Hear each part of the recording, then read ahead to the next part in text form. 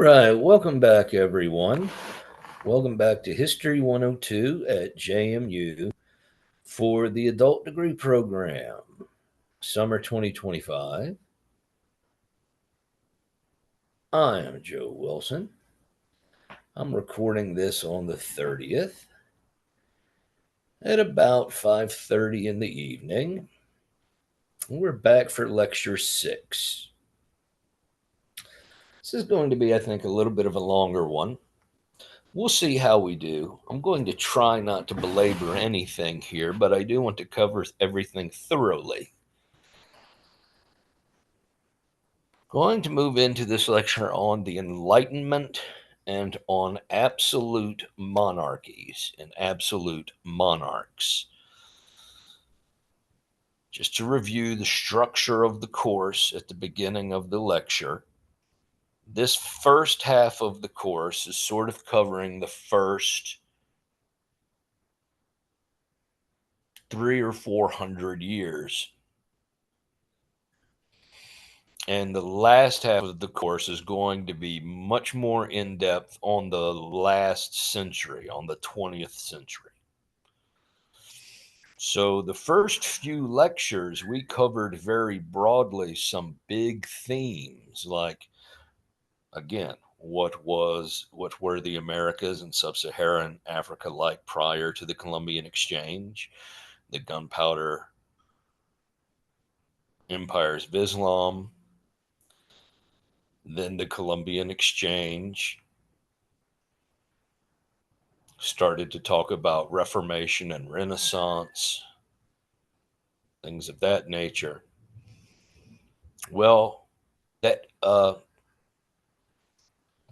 peace of Westphalia that is ending finally the 30 Years' War, the last phase of those wars of religion that are the result of the Reformation. After that, we're going to see peace, an outbreak of peace in Europe, as those new kingdoms and the greater stability, the more balance of power in Europe, and they're going to be less zealous about prosecuting those wars. We're going to see now another major theme, a shift now in Europe. Well, why are we so concerned about Europe?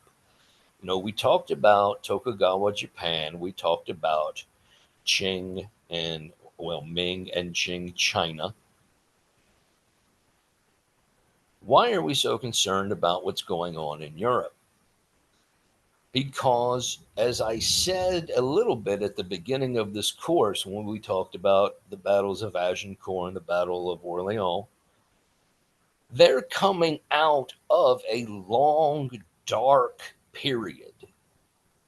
Europe had been a backwater culturally for 1,000 years. The center of the earth culturally was India, Persia, China, and trading on the ocean systems and across the Silk Road. That's where the science and the technology and the medicine and the knowledge, that was the center of the earth. And Europe, nothing was advancing. Since the fall of the classical Mediterranean civilizations, we saw a reversion to tribalism, a reversion to illiterate societies. So while many of our cultural epics come out of this time, and our European nations look to their foundations in these Germanic migrations across Europe, the fact is, for 1,000 years, Europe is backwards. So, to catch up with the rest of the world, they have to undergo a religious schism that they get the book, the holy book, in the hands of the lay people. Well, let's compare that to Islam. From the beginning, the Quran was recited It was memorized from person to person and recited back and forth. Well, that's the scripture in the mind of the believer. It's not in the hands of some elect group of people who are literate and who interpret it for everyone. So it's not until, as we talked about, the Gutenberg press, where it's beginning to be printed in the vulgar languages of the people of those nations who begin to read it and to interpret it for themselves, that we get this violent religious convulsion throughout Europe. At the end of these wars, with the Peace of Westphalia, now what we see are people who can now more openly criticize religion, the freedom of speech, that they can speak out against religion now and talk about other things. This is going to be called the Enlightenment. And the Enlightenment is not any one thing. It's like these big ideas and these big themes that we've been talking about, like the Renaissance. It's not any one thing. It occurs all over parts of Europe and goes through various stages in various places. But we're going to say it starts around the time of the end of these wars of religion and goes through the 18th century, through the 1700s, and culminates with the French Revolution through the 1790s, when the French Republic is formed. So from the mid 1600s and through all of the 1700s, we can say this is an era of enlightenment. Science, philosophy, almost anything you can imagine. This is going to be a radical period of reason and rationalism, upturning everything. So when we say, well, what is it? It's all the books, it's all the essays, it's all of the inventions, it's all of the discoveries of scientific laws, it's all of the political innovations, it's the military innovations, it's all of the social revolutions, it's the entire body of work that is the result of no longer is religion have such a strong grip on all of society that we are not allowed to question. So now that we can question openly, we can have dialogues with one another. We can openly talk about these things and research together and conduct experiments, the scientific method. All of these things are going to come to be really in Europe. And again, because when, and you'll see that when I start to talk about imperialism in the coming lectures, when the British arrive in China looking to open up trade, the Chinese will say, "You don't make anything we need. We can make it for ourselves. These things you've brought to show us that you thought would impress us, they do not." So, again, this is in European terms. They are beginning to take the Greco Roman pre Christian view on science and technology.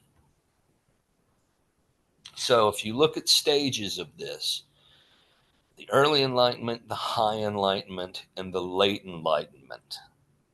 So, I'm not going to ask you about that at all, but I am going to ask you to know more about these themes. So, let's talk a little bit about the sorts of things that they were questioning.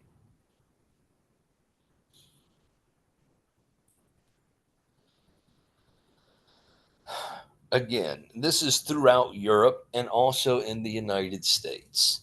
If you consider people like Galileo in Poland, and Johannes Kepler and Leibniz throughout Eastern Europe and Central Europe, and Rene Descartes and France, and Thomas Hobbes in England. You understand? This is throughout Europe, and it's concerning astronomy, and it's concerning philosophy, and it's concerning politics.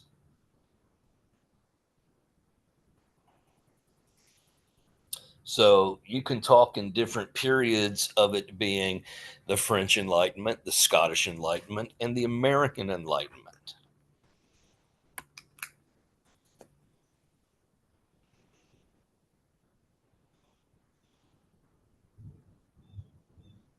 The major uniting thread is that they believed that rational questioning was the approach to all problems, that rational answers could be found through reasonable questioning, and that progress could be made through a dialogue, through questions and answers, through continuing experiments, through asking and questioning, and through continuing conversations. There are three major schools of philosophical thought that are going to emerge in this period. And it's not as though these are separate schools, it's three ways of looking at things and deciding which way perhaps you might lean the most. Rationalism is perhaps the most base level of things. This means understanding that perhaps reality itself, questioning what is the nature of reality, and saying that it is inherently logical, that truths do exist, and that humans can grasp it with their own intellect. For example, Rene Descartes, the French philosopher, says very famously, I think, therefore I am. Meaning, because I am aware of my thoughts, I am certain that I exist in reality. It's very simple. And it's sort of the basis of how we have moved forward, sort of classifying humans as being conscious. We are aware that we exist. And often we question, well, are other species at all conscious? Are they aware of their existence within a rational reality, within a world that has a logical structure that holds to scientific laws? Are they aware of that? So, this is the essence of rationalism. Approach the world rationally. We know we exist because we're aware we exist, and we have observed scientific laws. That is a rational point of view. Now, this gets a little more complicated, and this comes to the next perspective in this. Rationalists say that there are two kinds of knowledge, right? A priori and a posteriori. They say that there is knowledge that you can have of a thing prior to experiencing it and then after experiencing it.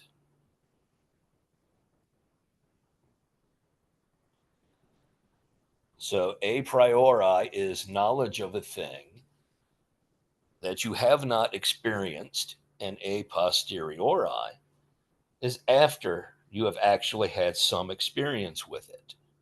And I think we can understand the difference between those two things. But I think where this gets a little bit more complicated is when you take this to a level of thinking about spirituality. If you cannot experience directly God, can you know God before perhaps you die and directly experience God? So this would become a big argument. Well, even though I have not directly interacted with God, I can still know God with a priori knowledge. You understand? So these can lead to some pretty interesting debates. Empiricism. The empiricists say that experiencing things is truly the only way to know things. Therefore, if you have not touched it, if you have not wrapped your arms around it, if you have not interacted with it, then you cannot truly be said to have experienced it. And if you have not experienced it, then you truly cannot say that you know it to be absolutely fundamentally true. So, an empiricist would say, for it to be empirically true, I must have been able to replicate the experiment that you say you made. So you publish your results and you say you get this, then I'm going to go through all the steps that you did in my laboratory to get those results because I did the same thing you did and I got the same results. And that's the only way I'm going to believe it. I'm not just going to trust your results. And that's what I mean by a dialogue. So if they publish their essay and say, I've come up with this discovery because I did this, and this, and these conditions, they're going to argue, prove it. I'm going to do it. And if I didn't get it, I'll write it in my paper. I did exactly what they said they did, and I didn't get those results. That's the ongoing dialogue. So empiricism has to be an important part of this as well.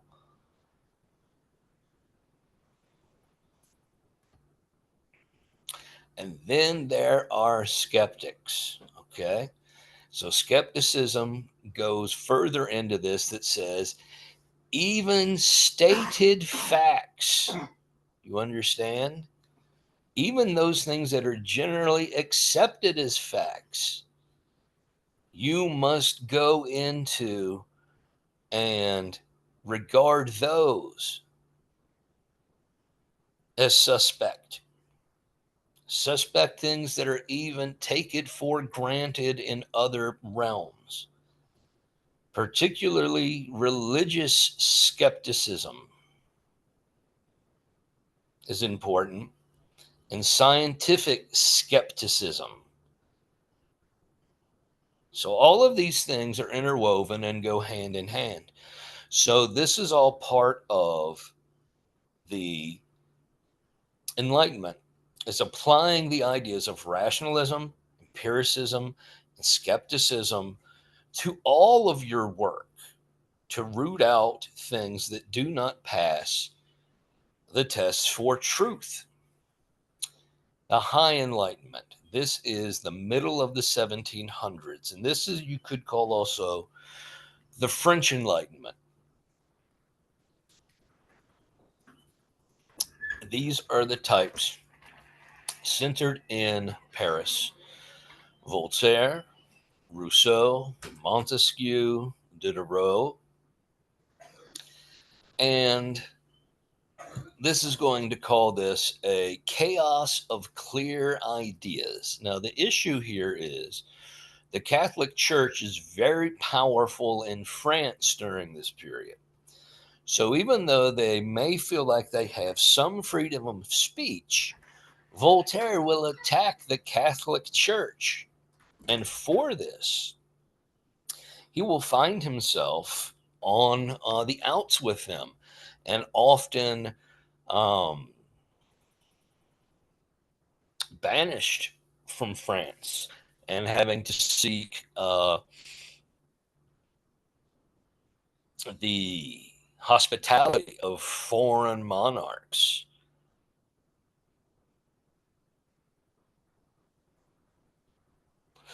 In fact, this new religion of deism, people believing, well, there may be a God, but perhaps not the Christian God, perhaps some sort of scientific God.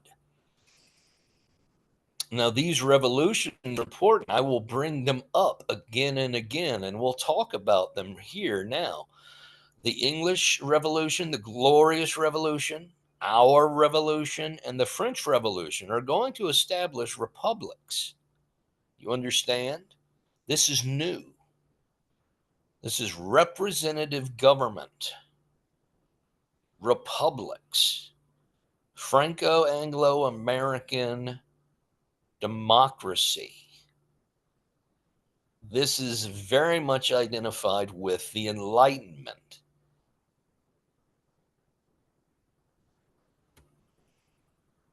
How does this happen in England? Well, let's go back.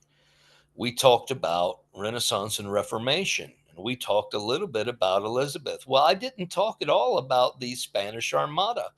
The Spanish had the most powerful navy in the world as they were protecting the Caribbean and all of their treasures coming in. Well, they decided they need to attack England because it is now Protestant. So, to protect Catholic Spain and her interests in the growing power of England, they decide to have a naval invasion. And on the way, they'll pick up some of their army that's been fighting against rebellious Dutch forces and invade.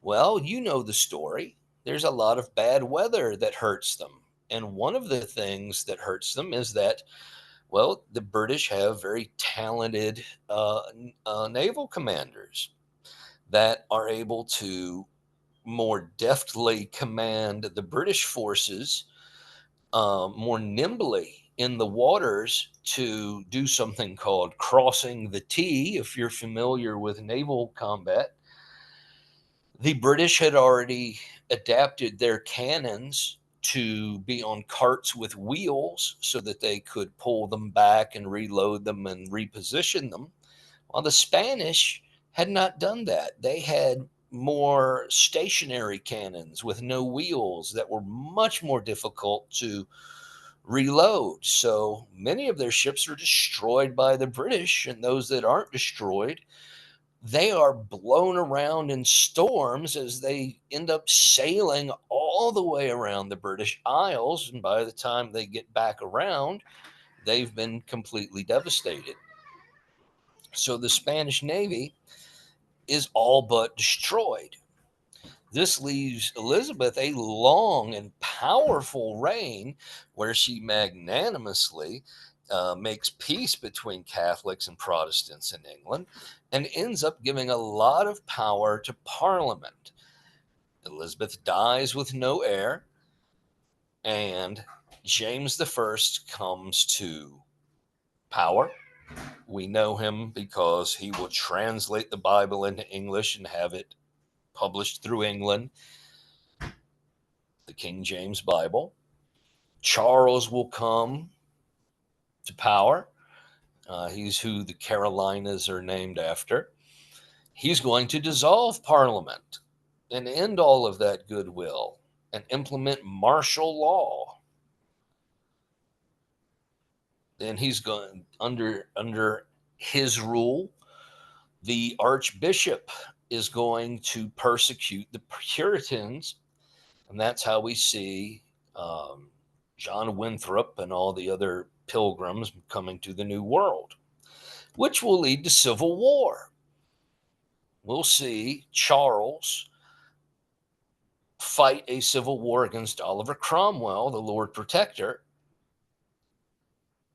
Charles will be captured and executed, and Oliver Cromwell will rule as a dictator. All of this political discord, all of this civil war fighting through those wars of religion is going to leave the British, mainly the lords and the growing wealthy classes, ready to be done with the monarchs. So we'll see in 1660 the monarchy restored. We'll see Charles II put in with a constitutional monarchy, and then James II. But nobody's happy with the monarchy. Nobody's happy to literally continue to be ruled by kings.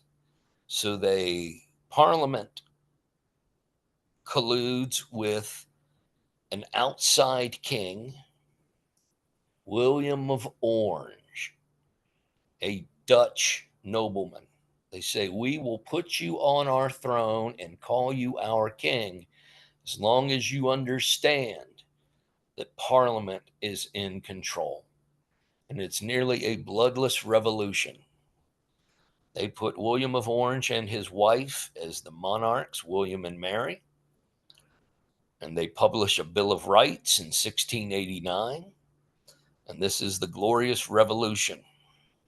The only authority that the monarchs really keep is over colonial possessions. And that's why George III is such a big part of our revolution. It's why Queen Victoria is such a big part of Indian history. And you know about our own revolution, so I'm not going to tell you a lot about it. I could sit here and tell you about James Madison and Thomas Jefferson, but one of the things we'll learn next lecture about the French Revolution is how involved Thomas Jefferson was with Montesquieu in writing the rights of the man and citizen for the French, because the Marquis de Lafayette had been so involved in the United States Revolution, and the Marquis de Lafayette was involved very heavily in the French Revolution. But we'll learn more about that next time. And again, I'm not going to spend time here talking about the French Revolution because we're going to spend all of next lecture on that. So, this political philosophy is founded on the idea of natural law, as the astronomers, as the biologists, all of them are discovering that our world, our reality is governed by natural laws, things that happen regularly that we cannot resist, laws that we cannot break. You understand? And we're beginning to think, well, if those things are true, maybe it's also true that there are laws that are natural that govern what maybe humans have a right to, human rights. And this affects political thinking. Well, what do we as people have a right to? And that's where we begin to see this forming in the Enlightenment period.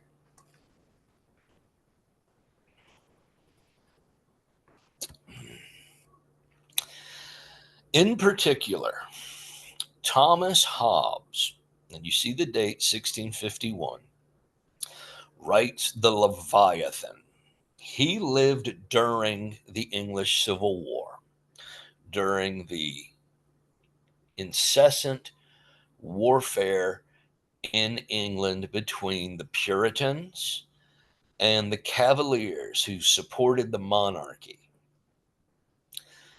because he lived in a time when his entire society was at war with one another, literally killing each other in the streets. He developed a political philosophy that said that men are inherently selfish and self interested, and that they would hurt each other if left to their own devices. He summed this up in a saying in Latin that is bellum omnium contra omnes, which means war of all against all. He said if we observe nature, that is what it is. The state of nature is a war of all against all. And he said, in nature, it is just. There are no morals in nature. Everyone in nature, all the animals, all the beasts, even the growing things, are doing what they are in their nature to do. He says that's what man also is. And men must have, number one, he says, a Leviathan. And that comes from the Old Testament. He says, we must have something that is as powerful as a great sea serpent, a monarch, a dictator, an autocrat who is the singular and sole ruler of our society, because we cannot be trusted not to destroy one another. He also believed in the social contract. He did not invent this. John Locke in England, as well as Hobbes and Rousseau in Switzerland, also write about social contracts, meaning that the citizens can come together and sign a contract where they sign away certain rights to be ruled together under something they have decided on together, the rational consent of the governed. But even under this idea, Hobbes says the purpose of government is not to represent the people, it is to protect the people from themselves. Because he believed, based on natural law, humans would destroy one another. The self interest would see us destroy one another, and we must have this massive, powerful force. Well, very much often compared to Hobbes is John Locke, and he'll be writing in 1690. So you see, this is 40 years later. John Locke lives during the glorious and nearly bloodless revolution. His is a much more positive and optimistic view on mankind. He believes men are inherently good. He believes humans are inherently good. And he believes in the social contract, but he believes that the purpose of government is to um, protect the rights of its citizens, not to keep citizens from destroying one another, but to protect its rights. He says, lest men fall into dangerous belief that all the government in the world is merely the product of force and violence.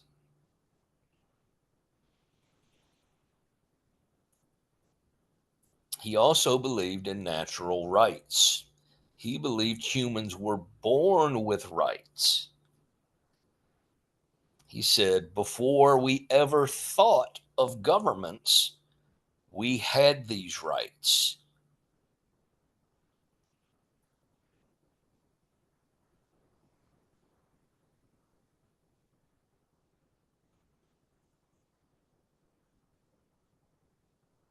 For example, Thomas Jefferson's going to write life, liberty, and the pursuit of happiness, and he lifts this directly from John Locke, who wrote life, liberty, and property. He said humans are born with a right to life, liberty, and to private property. And I'm going to linger here on private property because for the first essay, what you're challenged to come up with is coming to terms with how the Enlightenment is going to focus on property. Look at James Madison here in Federalist number 10, Federalist paper number 10, where he's arguing for the adoption of the Constitution, which he had a pivotal role in framing. He's going to say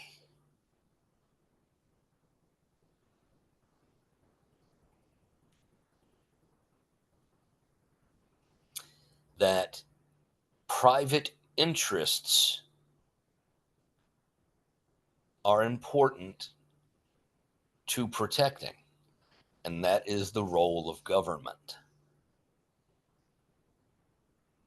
That is all part and parcel of his project. Well, when we get to another 100 years from here, you're going to be reading The Classless Society by Karl Marx. And his bullet points are going to say we must abolish private property. So, in that essay, I'm going to ask you how in 100 years will the philosophers go from private property is a human right to we must abolish private property. So that's just looking forward. We're going to cover a lot between now and then. So just have that in your mind. These men are saying private property, you were born with a right to it, and government must protect it.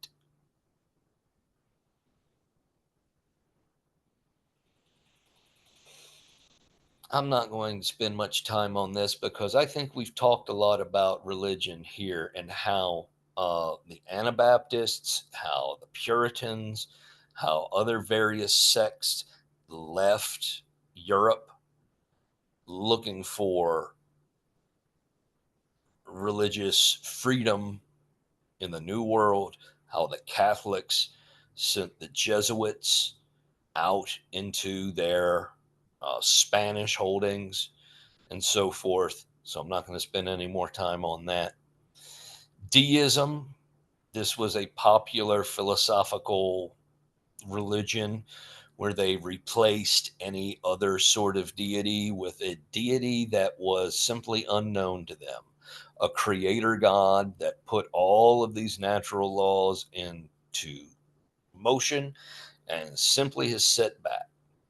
One who does not interfere with his creation because that would be breaking his own laws. Not going to talk about these. Not going to talk about these. These will not be on the test. And I think you know what atheism is. You're going to read Voltaire. Okay.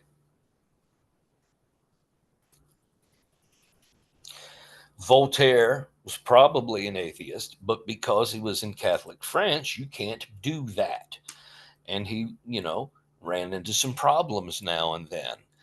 So this is something that even today, if one is an atheist, you can be socially, perhaps others might not view you very well. And as you see here, Diderot is going to be writing about the natural order and natural processes, and maybe nature should be our religion. Um, but again, this is all from a very Eurocentric point of view. And I'll again point how this is all about Europe developing out of this. If we were talking about Asia, Zen Buddhism's been around for a long time. There's no God in that. You understand? It's about the Tao and the formlessness of the Tao, you see, and balance and Zen. So, this is Europe trying to come to terms with some ideas that they had not previously spent time thinking about because of the dominance of the Catholic Church. And so we talked about millions of people died over a couple of centuries fighting over that. The late Enlightenment, this is after the French Revolution with Napoleon. We're talking about some really esoteric stuff here. I love the paintings that come out of this period, the really romantic paintings, the dramatic uh, revolution paintings that come out of this.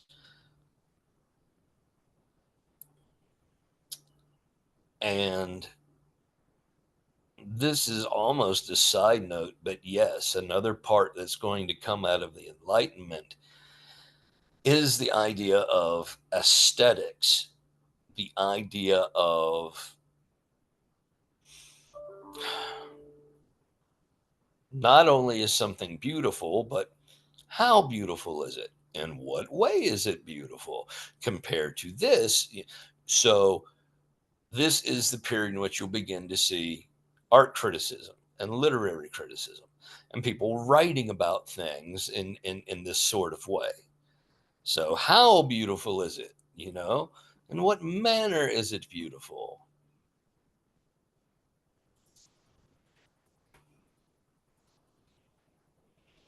So, now that we've gotten through that, let's get on to this. Absolute monarchs. As you see, we've been talking about a century and a half of innovation in Europe, secular innovation, after a century and a half of warfare in which the Catholic Church, its power, steeply declined. Somebody's power is going to increase. In the vacuum left by the church receding, the monarch's power increases in most of these large kingdoms. When the taxes are not going to the church, they start going to the monarchs. The king is able to give grants to lords on lands that were formerly church lands. So, this is going to give the monarchs a great deal more power. Well, what are some of the benefits of a Leviathan type absolute monarch, as Hobbes would prescribe? Autocrats are extremely efficient. You only have one person making all the decisions. No debate. He does it. It can be very stable if he lives for a long time. If he lives for decades and decades, there's a great deal of continuity. You don't feel like someone's making policy one day, changing it the next. You don't know if you have a king one year and something else the next year. He usually can pass it to his eldest son. That leader can usually acquire a great deal of wealth because he's not competing with everyone else in the kingdom. I have a huge army. I'm a patron of the arts. Of course, this is all very undemocratic. Individual citizens have very limited rights. And what if there's too much stability? What if he's a bad leader and he's there for decades and decades and decades? As feudalism is declining, as there's a rising class of merchants getting rich from overseas trade, they're demanding rights and they want more stability in their society so they can have a reliable income. Excommunication is no longer a threat. The Catholics can't wield that power around because there's so many other Christian churches around. You're going to see the monarchs become more and more powerful. Big armies, having victories will make them popular. They're able to have more centralized taxation. Well, were some of them enlightened absolute monarchs? Let's talk about a few of them so we'll have an idea. Frederick the Great of Prussia. Prussia is a kingdom in Central Eastern Europe that is one of the leading Germanic states. Of all those Germanic principalities and kingdoms, it is the most northeast, and it is parts of modern Poland and modern Germany. Frederick will say that I am not a Machiavellian. I will not be this pragmatic, the end justifies the means, backstabbing ruler, ruling here in this golden age of the Enlightenment. Says, on the other hand, I will rule with the well being of my people first in mind.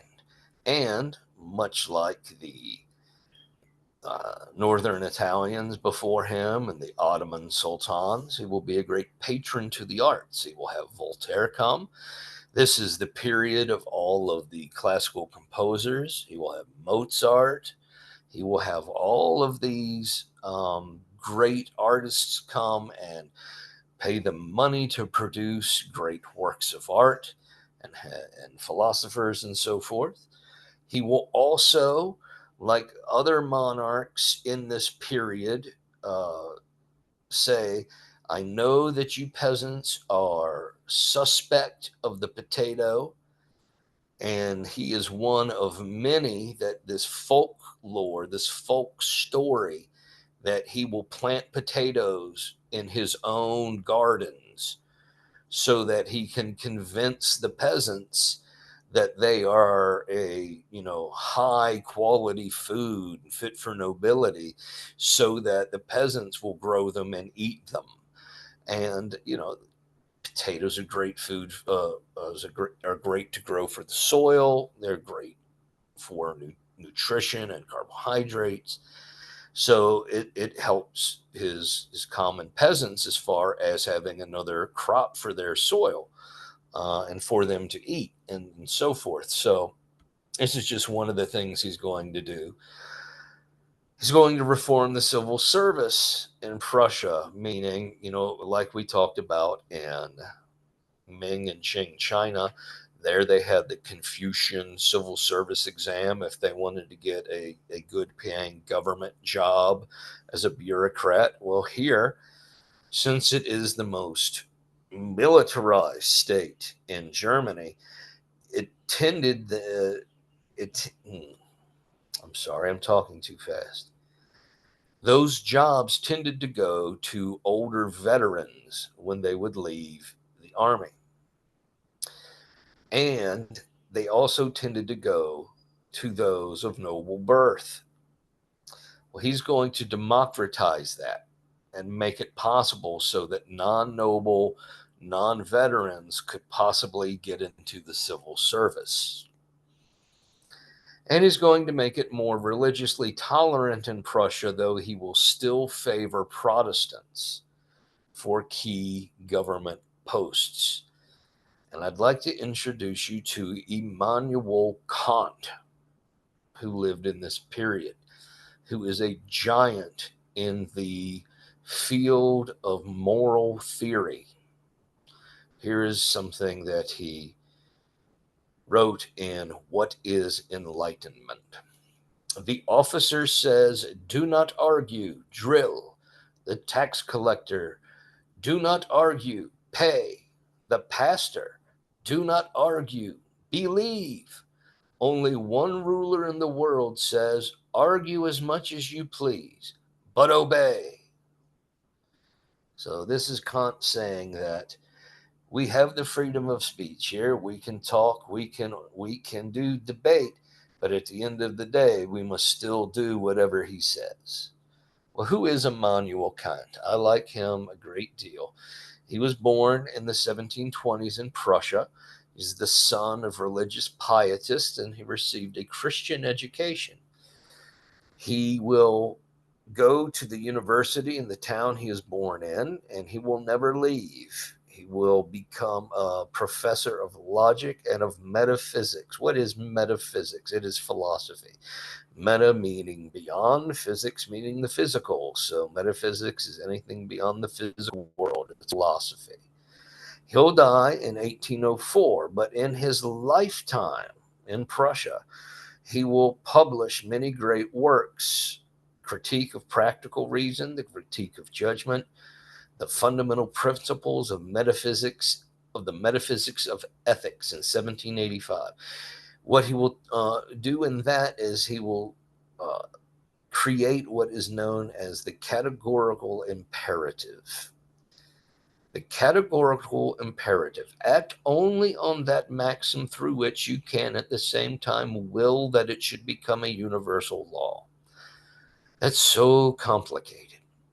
Basically, what he has said there is that you may not perform any action that you would not allow anyone else anywhere in the world to do at any time.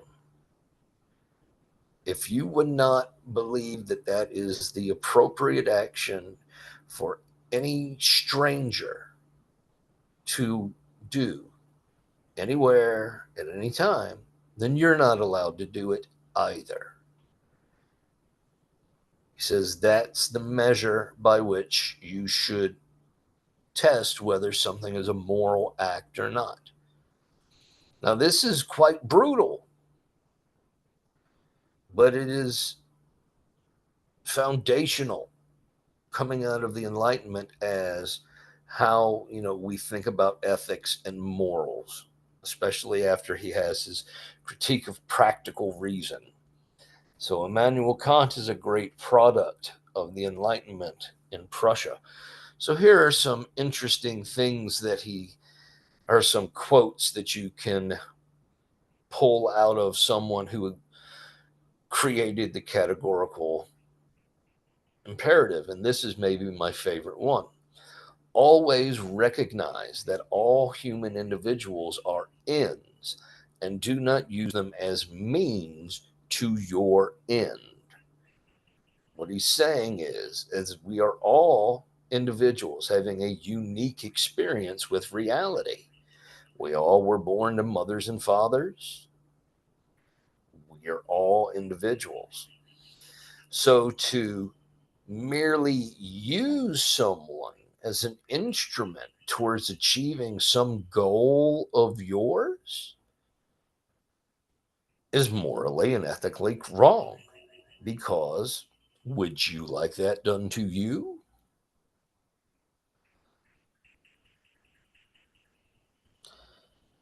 So read some of these and see what you think. So let's talk about another one of these enlightened autocrats, and not him, but who he'll lead to. Ivan the Terrible. Yes. Well, how does Russia pull itself out of the mire that the Mongols left them in? Well, the earliest of Russian culture was based on Kiev in the Ukraine. Well, it is all but destroyed by the Mongols. Further development of Russian culture is nearer to Muscovy, and Ivan the Terrible will rise as a great leader and czar. He is crazy and paranoid, and he will have a secret police to help install to enforce order and try to centralize control near Moscow. Later, we'll get Peter the Great. He's going to try to end centuries of backwards isolation in Russia. He's going to try to weaken any of the local nobles. And he wants to try to engage Russia more in the Renaissance. So, what he will do is he's going to hire European specialists to help build St. Petersburg on the Baltic Sea. Build it as a new and modern European city, a port city, so it could interact with the rest of the European cities of the time. But Russia has a very difficult issue, and it is continuing to this day. And this issue is going to come up again and again and again in this course. Russia does not have a warm water. The Baltic freezes in the winter. They also have to sail through the waters of Sweden and Denmark if they want to get out into the oceans of the world. They could try to sail out through the Black Sea and the Mediterranean and then through the Gibraltar Straits or the Red Sea through the Suez to get out. But boy, wouldn't they have to navigate a lot of other countries' territory? How could they ever get direct access to the oceans of the world? This is an ongoing issue, and it's going to come up again and again. Now, these aren't a direct line. Don't get me wrong. I'm skipping over some people. I'm trying to give you a more of a background of Russian history as we're moving into this. We'll get Catherine the Great here in the 1700s. She's considered an enlightened autocrat. She's German. Peter III was her Russian husband, but he died less than a year after taking the throne, and he was probably assassinated. So she will rule after, and she will invite Diderot, the French philosopher, to bring his enormous library to Moscow, or to St. Petersburg, excuse me, and pay him a salary to be her librarian and probably lover.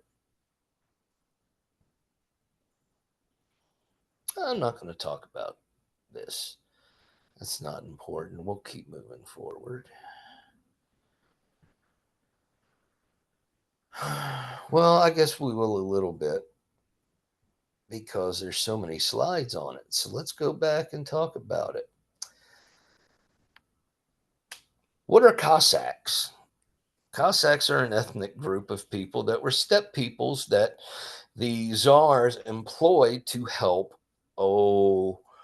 let's say, you could say terrorize the peasantry or to keep them in check, keep them in line.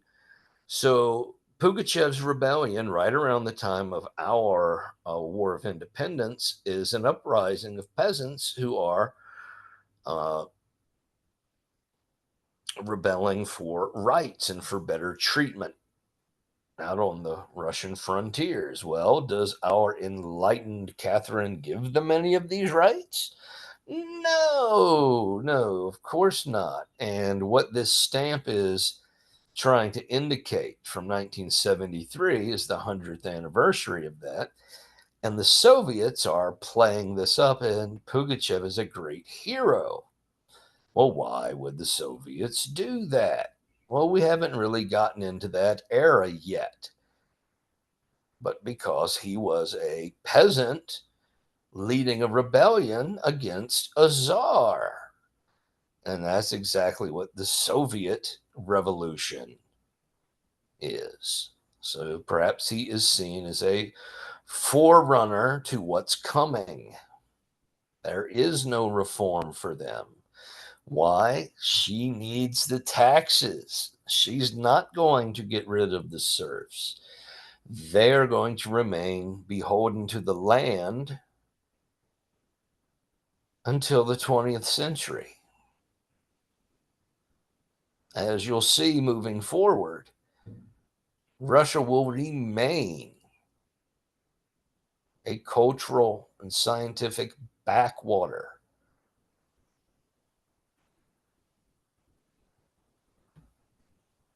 Let's talk about Austria. Joseph II, the most radical changes and the least effective because they go away as soon as he dies.